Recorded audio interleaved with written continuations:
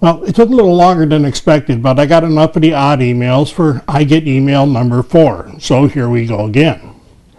Another thing that I got was an email from somebody that's concerned about if these odd emails are getting to me.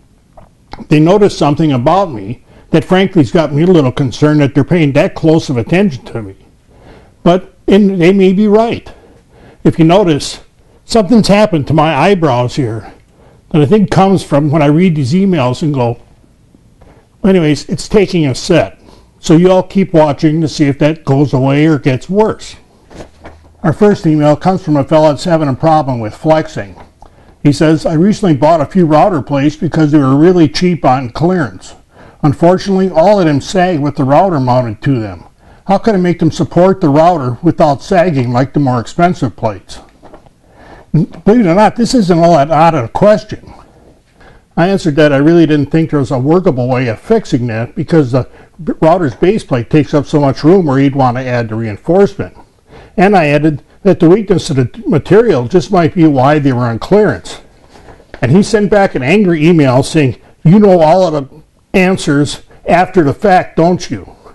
I responded, I had to because you didn't. This email offers me some legal advice. When I opened my online store on newwoodworker.com, I noticed it was going to cause some confusion with the people that figured I already had a brick and mortar store, which I never did. After launching the online store, it took less than 4 hours for this email to come in. He said, legally, when you use the word store on a website, you legally have to build a real store in the same state. Where's your real store located so I can go there and buy the products you offer online? I replied, I don't have a real store and find it hard to believe that such a law exists. I also doubt that the whole web shopping explosion would have occurred with a law such as you described. He replied, I'll give you 60 days to build a retail store or I'm going to my lawyer. I answered, when you get to your lawyer and he laughs at you, remember that I warned you about that here. Incidentally, it wouldn't have helped for me to build a real store anyway, as I wouldn't carry what you wanted. He replied, if you're not going to carry what I wanted, why build the store at all? I answered, please go to your lawyer right now while that thought is fresh in your mind. This fellow writes, is there a good reason why I can't alternate poplar and walnut to make a jewelry box? I answered, certainly it can be done, but I think this is more of a do you want to do it.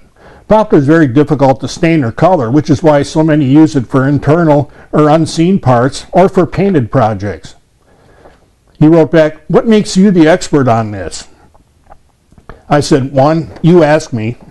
2, I, like many others, have tried staining poplar and never got it to work. I've heard from many others who've had the same problem. While I still don't think this makes me an expert, I do have some experience with it. But of course, you're welcome to give it a try, and maybe you'll find something that would help the rest of us. And he said, you'd like it if I messed up a project, wouldn't you? Some help you are. I don't know why anyone goes to your site. I replied, I didn't start this email exchange wanting you to mess up a project, but I'm kind of leaning that way. This fellow took exception to my explanation about how the outer edges of a large diameter router bit are moving faster than the outer edges of a small diameter bit. He said, if both bits are running at the same RPM, the outside of the larger bit cannot be going faster than the outside of a smaller diameter bit. They both finished the revolution at the same time, so how could the large one be going faster? It's not possible. And this is a point I wanted him to remember. I answered, yes, it is not only possible, but a simple result of physics. Loop a rope around a pole and mark off a 2-foot length. Hold the rope at that spot and walk around the pole fast enough to finish the circle in 20 seconds. Now mark off a 20-foot length of the rope on that same pole and walk around it again just fast enough to finish the loop in 20 seconds and see how much faster you are the second time. He replied, I did your little experiment, but it doesn't prove anything. I can't make a 20-foot circle because the bushes are in the way. But it was easy to finish the part of the circle that I could in under 20 seconds though. That proves that you just did not make any sense.